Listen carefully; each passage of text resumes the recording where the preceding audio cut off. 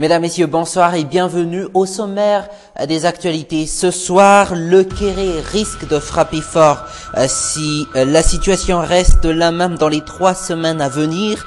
Quels sont les signes à savoir? Reportage dans cette édition. La pluie va diminuer à partir de demain. Toutefois, la zone de convergence intertropicale reste dans la côte ouest de la Grande Île. Fundi, le nouveau cyclone dans le canal de Mozambique, n'a aucun impact sur la Grande Île pour l'instant.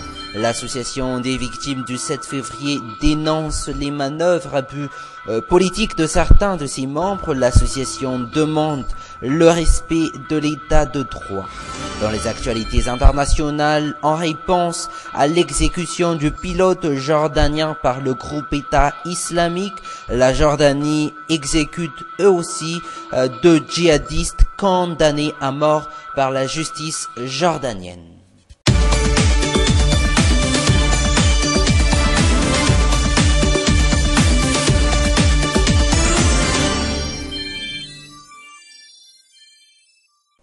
Et comme je vous le disais en titre, et on en a déjà parlé depuis hier, du Kéré dans le sud, notamment dans la région d'Anjouy. Mais comment ça se passe vraiment? Beaucoup de gens n'ont pas encore vu ce qui se passe dans cette partie de l'île.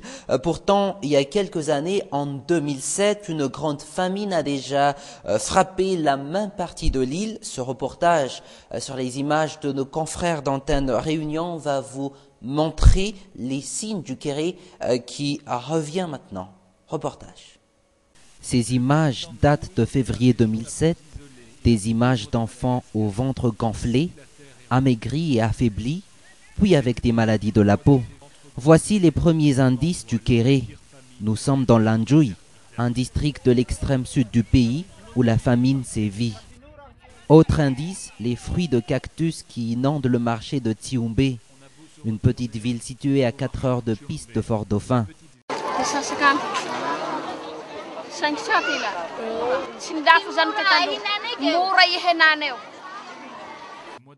Toujours au marché, voici les autres indications.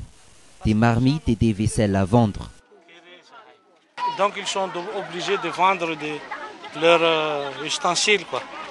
Marmites, assiettes, il y a même des bidons.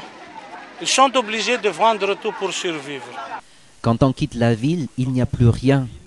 Juste à quelques kilomètres de Tsioumbé, dans ce village de quelques habitants, ce jour de février 2007, le menu du jour était des tamarins.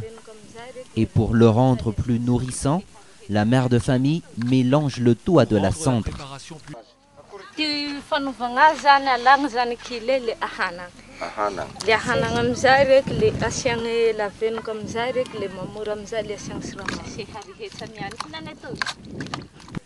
Dans d'autres villages, le cactus rouge remplace le plat de midi.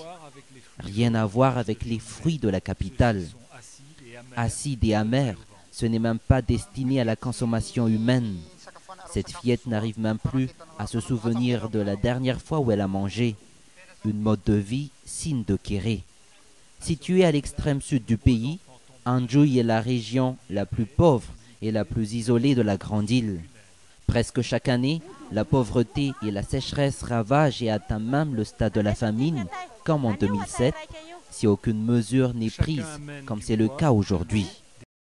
Le Food and Agricultural Organization, ou le FAO, a pourtant déjà lancé une alarme dans son dernier rapport de 2014, en date du mois de septembre 2014, un rapport qui parlait d'une hausse du taux de l'insécurité alimentaire dans tout Madagascar, un taux avoisinant les 36%, et en ce qui concerne la région Anjouy, l'évaluation de la campagne agricole 2014 souligne une baisse considérable des principales productions agricoles de la région par rapport à la précédente campagne, moins de 32% pour la production du riz, moins de 38% pour la production des maniocs et moins de 45% pour la production du maïs. Le retard de la pluie et la sécheresse ainsi que l'extrême pauvreté de la population de cette zone serait parmi les causes d'une grande famine des ingrédients qui sont aujourd'hui réunis, a déjà annoncé le FAO en septembre 2014. Sur le terrain, l'équipe du programme alimentaire mondial, cette fois-ci, jointe au téléphone par la rédaction, parle d'une situation déjà très préoccupante. Enrique Alvarez, le chef du bureau du PAM à Mbovumbe, va même plus loin. Selon lui, si la situation reste la même dans les 3 semaines à venir, la situation serait plus que inquiétante. Écoutons les explications d'Enrique Alvarez, chef du bureau du programme alimentaire mondial à Mbovumbe. Mais aussi, il y a maintenant la soudure qui s'est aggravée avec la sécheresse. C'est-à-dire qu'il y a un problème structurel dans cette zone. Et bon, il n'y a pas vraiment assez de ressources pour venir assister à toute la population. C'est pour ça que même à niveau des banques, nous sommes en train d'assister, mais on aura besoin de ressources additionnelles dans les prochains 2 ou 3 mois. Parce que si ça continue comme ça, le pire va venir après. Ce n'est pas maintenant, sinon que ça va devenir dans 2 ou 3 mois. Page météo à présent, le cyclone Fundi qui s'est formé dans le canal de Mozambique n'affecte pas encore le temps sur la grande île. Toutefois, la pluie continuera, mais va diminuer à partir de demain. Le point météo avec Anaisu et Nzar Ranjiansu. Le cyclone Fundi n'a aucune répercussion sur le climat malgache. Un cyclone qui se situe plus près des côtes mozambicaines que celles des côtes malgaches. Un cyclone qui ne rentrera pas d'ici peu sur nos terres. Des pluies torrentielles et des rafales de vent seront présentes dans la partie nord-ouest de l'île. La rencontre entre la mousson de l'hémisphère nord et l'alizé de l'hémisphère sud provoque le mauvais temps actuel du pays. Mauvais temps appelé ZCIT par les techniciens de la météorologie. Un mauvais temps plus violent entre la ville de Bessalimpi et celle de Mourdave. La pression apportée par la mousson pousse cette ZCIT à descendre au centre de Madagascar. La montée du taux de pluviosité est le plus fréquent dans la présence du mauvais temps. Un taux instable depuis le début de ce mois de février. Le 1er février, le taux a été de 47,2 mm pour 81 mm en seulement 24 heures dans la région nord-ouest. À Mentran, le taux a été de 31 mm à 318 mm en 24 heures. Pour la capitale, le taux a été de 28,5 mm allant de 42 mm, un taux qui diminuera d'ici demain. Le taux de pluviosité sera moins dense que ces derniers jours. Néanmoins, les codes couleurs concernant les inondations sont toujours maintenues. Alerte rouge pour la région de Menabe, alerte verte pour la région de Yurumbe et de Behuru, ainsi que la partie sud-est de l'île, alerte jaune pour les hauts plateaux, alerte bleue pour la capitale, c'est-à-dire zone à 0 risque. Un mot de la politique à présent, à quelques jours de la commémoration des événements du 7 février 2009. Les rescapés de cette fusillade dénoncent les manœuvres à but politique de quelques-uns des membres de l'association des victimes du 7 février. Les sangs versés n'ont aucun prix, disent-ils. De même pour la révolution de 2009, une lutte pour le changement. Image reconstitution, personnage principal Éléonore. En 2009, le samedi 7 février, cette mère de famille était à la première ligne de la marche.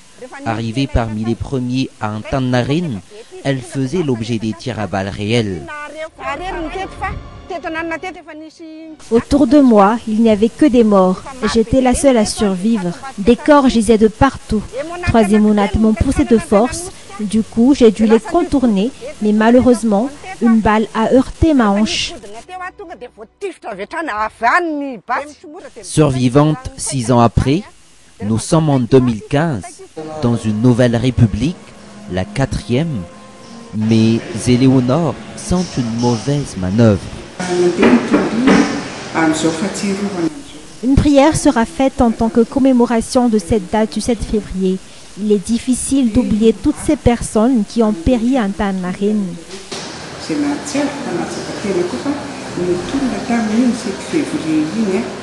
Cette invitation serait la preuve d'un manque de respect envers les victimes, soutient-elle? Une invitation aux couleurs HVM, le parti présidentiel qui se refuse pourtant jusqu'à aujourd'hui à faire appliquer la loi au détriment du principe de l'état de droit. Il est injuste que la personne responsable des actes du 7 février soit invitée à la commémoration. Justice avant réconciliation. Personne ne pourra ressusciter ces morts du 7 février. Éléonore et ses amis ne sont pourtant pas contre la réconciliation, mais refusent l'utilisation de la commémoration comme moyen politique. Les vrais partisans de la révolution de 2009 rendront hommage à ceux qui ont perdu la vie samedi prochain à Tanarine en déposant une gerbe de fleurs. La Coupe d'Afrique des Nations de football en phase de demi-finale.